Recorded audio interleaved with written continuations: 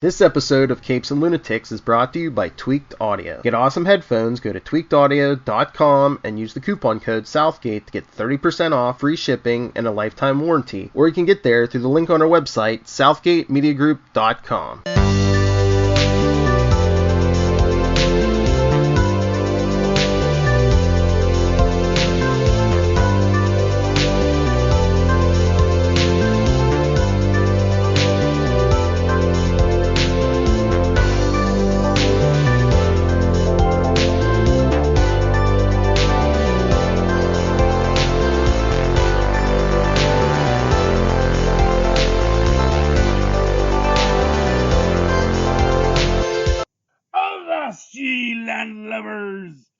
Welcome once again to Full Stream Ahead! I'm your host, Charlie the Professor Esser, and with me as always is me skinny rich first mate. It's Mozz. Hey Mozz, welcome aboard once again to Full Stream Ahead. Tonight's episode, Chapter 6 of The Mandalorian, The Prisoner. The Mandalorian joins a crew of mercenaries on a dangerous mission. Our director this week is Rick Famuyiwa.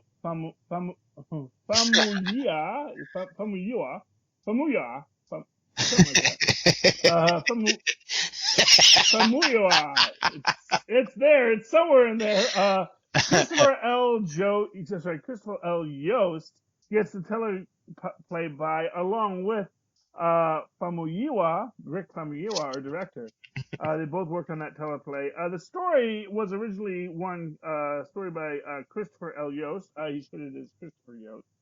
Jon Favreau, of course, gets our created by, and good old George Lucas gets our based on characters by. And yeah, this is our basic heist film. This is our genre piece. It really felt like a Dungeons and Dragons campaign. Yeah, very much so. It's really Dungeons and Dragons in space, which actually, I think there is actually a module for Dungeons and Dragons in space. There's one where they like sail into space and they've got laser swords and stuff like that. So, but we get a really nice bit here with Mark Boone Jr. as Ranzar Malik, the prisoner leader, Mando's former boss, big fat guy. Yeah. With a beard, so you know why I love him. Bill Burr is our Mayfield, and of course I love the shade they throw at him for being a Imperial sharpshooter. Like, that's not saying much. It's like, hey, I was a sharpshooter, not a stormtrooper. I wasn't a stormtrooper, all right? I was like, wow, take it easy. Yeah, that is great. That's great. Richard Ayoade is Zero. Richard's from the IT crowd, for those of you who are a fan of that old Britcom. And he's had a lot of other great bits too. He was in, what was it called? I think it was called The Watch, like a neighborhood watch who winds up facing off against an alien invasion. Oh, I remember that. Yeah. Yeah. Clancy Brown is Berg, and Natalia Tina is Zion, which I like there. Ismael Cruz Cordova is Kin, and Matt Lanter is Devon. I believe Matt Lanter is our rebellion human that we meet, if I'm not mistaken. I believe that's Devon, but I could be mistaken as who's Kin and who's Devon. Now, the guy playing the big red guy. Yes, that is the guy Clancy from Punisher, Brown. right? I'm sorry, what? That's the general from Punisher, is it not? Clancy Brown? Let me click on him real quick. Let's see.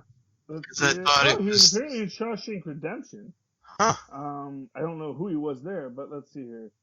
He was in SpongeBob the movie. SpongeBob the one. He was on Waldo, License and Registration, God of Reincarnation, SpongeBob SquarePants movies, Emergence, Tangled, the series. There's a lot of voice work. Promising Young Woman, The Mandalorian, The Crown, Lady and the Tramp, The Spooky Tale of Captain Underpants, Robot Chicken, Mortuary Collection, Nico, Sort of Life, Epic Tales of Captain Underpants, Billions, School, guys everywhere. Oh, he's on Miles Murphy's Law. He's Mr. Blunt and Javier. He's been on the Goldbergs. He's Mr. Crosby. What's his name? His name is Clancy Brown. Clancy. And Major Schoonover. He was Major Schoonover. he was, yeah. I mean, he's Avengers Disciple. Yeah, he's Avengers. I haven't seen this here, but yeah, I'll take your word for it. Yep. Yeah, I just looked it up. He was. There Major Schoonover, the Punisher TV series. There we go. So this guy has got a resume as long as his arm. Yeah. And he's fun in this too. Yeah. I really like yeah. And this is what really took it over the top and really made it like a Dungeons and Dragons campaign, because you always have that one character that's just like, like I'm a half elf dwarf and half demon wizard or whatever. Yeah. Everybody's normal, and then you got this one guy who clearly stepped out of hell. Yeah, well, he's the tank. He's the tank. Yeah. I mean, our female character's got the long head things too. Yeah, no, but that seems spacey. This seems out of like completely other book, Well, if you see the first one, the original New Hope, that race is well represented. Oh, really? Oh, okay. Oh yeah. You get a flash on the demon people. Wow. In original Mozz Eisley's Cantina, yeah. Ah. There's a lot of characters that just get that one flash that people loved. Because, the original one was all about practical effects. So they really designed a bunch of great aliens to be in that bar. And so you get Hammerhead, you get Walrus Man, you get Snaggletooth, and you get freaking Devil Guy. I don't know if he ever had a character, but that race has been represented in a lot of Star Wars canon since then. And apparently they all have super freaking strength, which is why they're tanks. And, it's neat because, you do see the Mandalorian getting back with his old crew, although it's not his crew except for Ranzar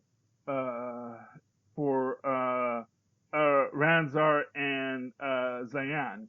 Zayan apparently, and it's interesting because it's like, did Zayan and the Mandalorian have something, or is she just kind of playing him because she knows it makes him uncomfortable? Which is an interesting question, that because obviously he's not going to make any statements about it, and she can kind of play with this and know it makes him uncomfortable because because obviously when she implies that things, everyone thinks he did something, and he's not going to sit there and go, no, we didn't do that. 'Cause he knows that's just going to make matters worse. Right. And he's just trying to ignore it as everybody is really piling on him. And of course, they do find Baby Yoda. And of course, Mayfield said, well, did you two make that? It's like, and of course, we get our nice call out to the Gungans on this. What are the Gungans? Oh, the Gungan, Jar Jar Binks.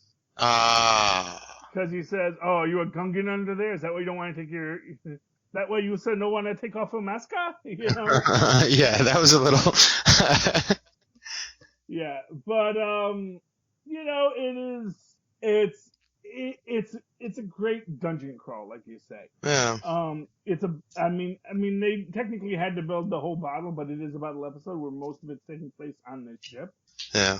And you get to see the Mandalorian really show his mettle, which I love in this, Yeah, and because when he first gets there and he's talking to the leader of that gang, you immediately get the sense that, you're about to get double-crossed.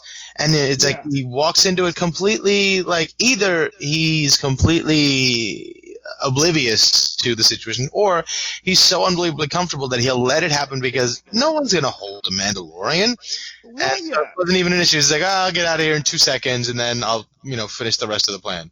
Well, I mean, and I do think that that's a lot of it. I think it's like it's one of these things. It's like he can feel that there's this tension, but he's gonna give them the benefit of a doubt because we know there's always this tension on these jobs that people don't like working with Mandalorians because Mandalorians are good at it, Yeah. and they make everyone else feel maybe a little bit inadequate when you have to work with a Mandalorian. Because even Ranzar is saying, having a Mandalorian or a crew that really helped our cred, Again, a callback to that last episode where it's like, You know, you work with a Mandalorian, everyone's like, yeah, you work with the Mandalorian, man. That is awesome. And Yeah. in this case, it's just it's cool with it going, and they do work as a team. You get to see everyone like doing their part towards this end. And of course, Mandalorian doesn't want Zero to fly the Razor Crest. But of course, as you said, trust me, I'm a better pilot than you. And as it turns out, he is. But unfortunately, he's not concerned about how organics feel when he has to do a 90-degree turn. Yeah. Nope. That's not my concern. You should have been seated. But they do land on the ship, and they do access the ship. So convenient that so many ships in this universe have like these very easy to access ports from space. Yeah. With no external locking mechanisms. There wasn't even like a vacuum chamber as like a transitional space, Yeah. Well, what's weird is that everybody connects with a plug in this universe, but they must have some kind of Wi-Fi because they're accessing other ships from your ship. Yeah. So even though you always have to plug in a droid to transfer data, it seems like, you actually do have Wi-Fi communication, or at least radio communication between the two things, so that you can break into another ship via the Wi-Fi, but whenever they do a data transfer, it has to be that like plug-in. Right. So it's interesting to me. It might be an inconsistency in their plotting, or there's some logical reason that we just have not thought of yet. But anyway, they do get in. They do break out the guy that they're there to get after they unfortunately killed the one human on the ship, or the one free human on the ship, who had the thing to call in the strike. Which again is one of these weird things where it's like he pushes that button, they're gonna blow up the entire ship. Which is like, that does not seem like a practical plan. That if someone pushes this button and pushes the panic button, we're just going to blow up the entire ship.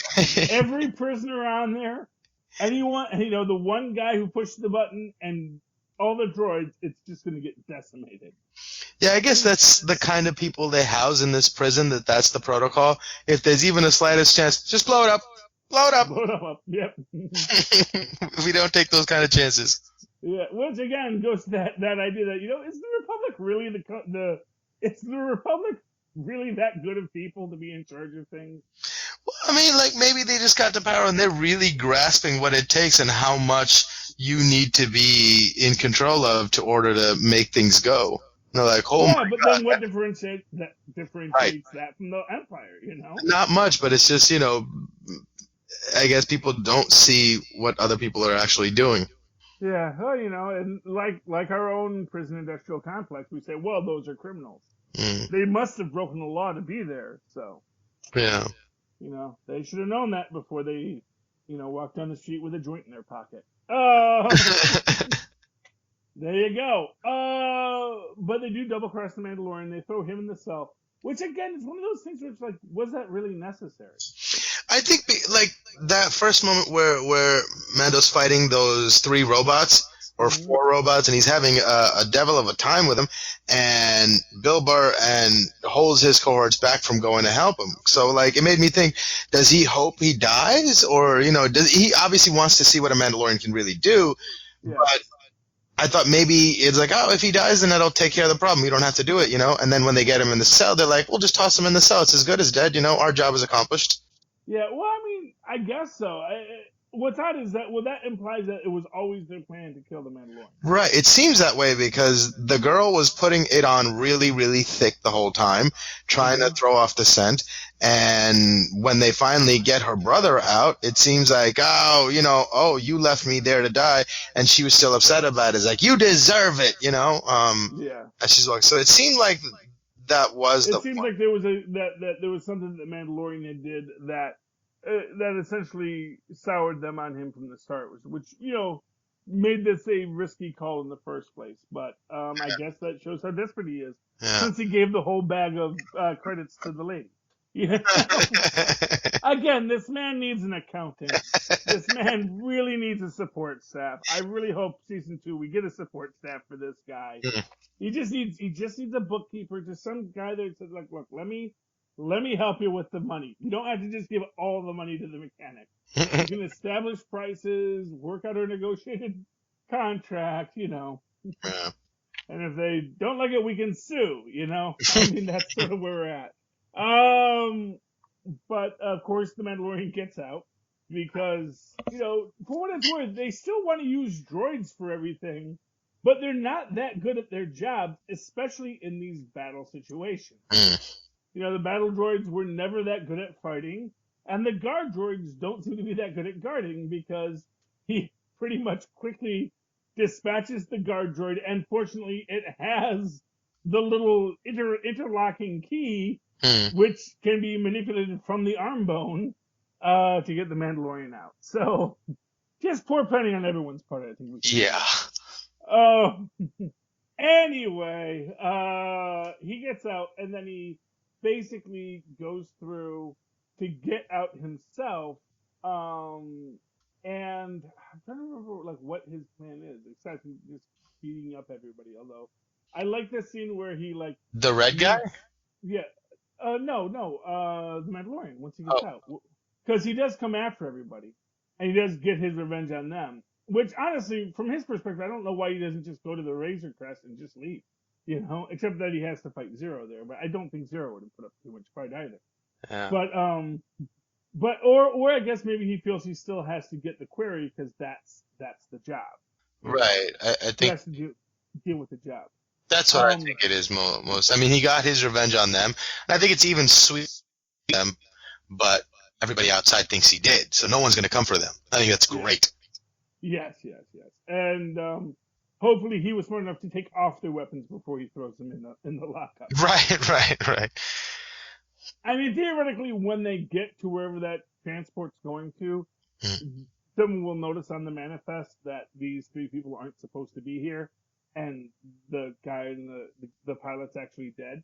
So there may be more to that story next season, but we'll see what happens there. But and again, with the brother just selling out his sister so fast, that's like. And again, this is the point where the Mandalorian is like, look, I have a code of honor, and you know, you're right. My job is to get you where you're supposed to go. I think actually up until that point, the Mandalorian was going to throw him back into jail too. But then he doesn't get paid. Yeah, he doesn't get paid. So he takes him back, and of course, you know, they're going to blow him out of the sky anyway. Yeah. But then he's smart enough. He puts the tracker on the brother, and then of course again the X-wings just pop out of the hyperspace. And look like they're launching a gunship at us. Well, let's blow them all up. Yeah, I mean they can't have good intentions or anything worth saving on that ship if they're launching a gunship at you. I understand that. Except they clearly see another ship is flying away when they jump out of hyperspace. So. Yeah. Well, you know, but that's the New Republic for you. Shoot first, ask questions later. But of course, in this whole thing too, we see that Zero, you know, he finds out about Baby Yoda. He gets the message from Grief Karva, which is scrambled, and he scrambles it. And I like when this is my favorite thing in the whole thing is the Baby Yoda or Yiddle. Putting his hand up? Well, no, not that. That's cool too, but basically, Yiddle playing cat and mouse with him. You know, and like, you know, basically appearing and then disappearing just to lure the, you know, Zero out. It's like, I really feel that Yiddle is becoming a Mandalorian. That's my honest feeling on this. Yeah, no, I agree. I do feel like he knows what the game is, and he is working on that game, and that's great. And yeah, he puts up his hand, and then of course the Mandalorian shoots Zero in the back, and he just looks at his hand. Wait, did I do that? Yeah, it's adorable. It is adorable. He doesn't know that he can't affect a droid yet, so he's like, all right, my powers will work, and all of a sudden he blows up. It's like, whoa, that's a good one. He can affect a droid. He can like push a droid. He just can't control a droid. Yeah, but like that's not what he tried to do. He didn't try to push it. He tried to mind manipulate it. Mm-hmm. You know, if he wanted to push it, he lifted a mud thing, a mud horn. So he would have had no problem lifting him or flinging him or anything, but he was trying to affect its mind. Yes, and that was kind of cool. That was kind of cool. I mean, like I said, here's what I'll say. For as weak as the last episode was, for, again, a real bottle episode, I think this one makes up for anything that the last one lacked. Yeah. I think this was just a really awesome episode. Again, weirdly, we're like got 2 episodes left. Yeah. And then we're done. And then, Agents of S.H.I.E.L.D. is going to start up soon. I'm looking forward to that. But yeah, this has been awesome, and we've got 2 more episodes to go, and I can't wait to see what happens next. Yeah. So Mozz, in the meantime, if people would like to reach out to you and talk to you about Yiddle or the Mandalorian or Zero, how can they find you? Oh, they can email me at mozzmanzoor@gmail.com or find me on Facebook under Mozz Manzoor. That's MOZZ And, of course, if you'd like to write to me in that old-fashioned email way, where Mozz and Paz once did, do so at superconnectivityblog@gmail.com. That's superconnectivityblog, all one word, at gmail.com. Of course, follow me on Twitter as I live tweet those self-same agents of S.H.I.E.L.D. when they come back at Charlie Esser. That's CHARLIE. ESSER. Look for the 2 E's in the middle. For quality. Bing! Thank you, Mozz. All right, me hearties, we have come ashore once again after hard seas along the Mandalorian in a galaxy far, far away. Thank you for joining me and Mozz on this grand excursion. And please come with us again next week when we dock in your port once more and travel off full stream ahead. Arg.